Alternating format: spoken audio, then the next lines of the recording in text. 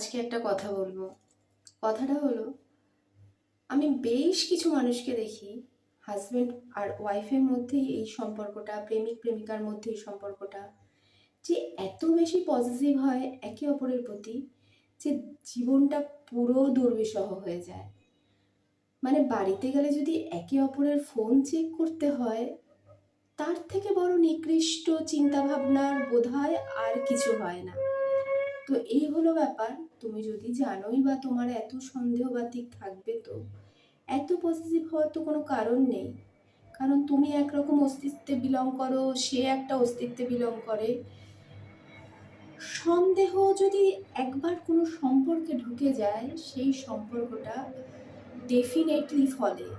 কারণ হয়তো সন্দেহটা সে বেকার বেকার বেকার বেকার বেকার বেকার সে তার উপরে করে যাচ্ছে, কিন্তু সন্দেহর মাত্রা যে বইছে, যে সন্দেহ করছে, তার সন্দেহের জন্য যে সে অ্যাটিটিউড দেখাচ্ছে, যে চিন্তা ভাবনাগুলো দেখাচ্ছে, সেই চিন্তা ভাবনাটা কতদিন সে গ্রাহ্য করবে।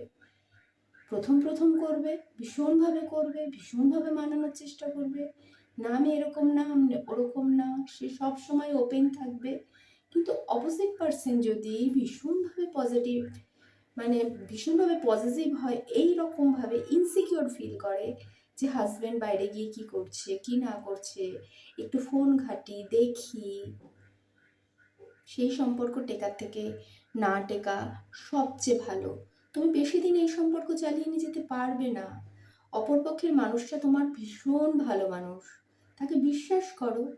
আর বিশ্বাস যদি না করতে হয়, তাহলে তাকে গ্রহণ করো না জীবনে। জানো জীবনে গ্রহণ করলে তোমার এই চিন্তাগুলো মাথায় থেকেই থাকবে। অবশ্য তার মানে তুমি অলরেডি বিকৃত। তুমি অলরেডি এতটাই বিকৃত যে ওই মানুষটাকে নিয়ে এটা আমার, আমার মানে সব কিছু আমার হতে পারে না। হাজব্যান্ডটা তোমার, বউ তোমার, সব কিছু তোমার, যে সব কিছু আমার আমিত্ব ফলানোতে একটু দূরত্ব থাকা উচিত, যাতে উভয়ের প্রতি সম্মানটা থাকে।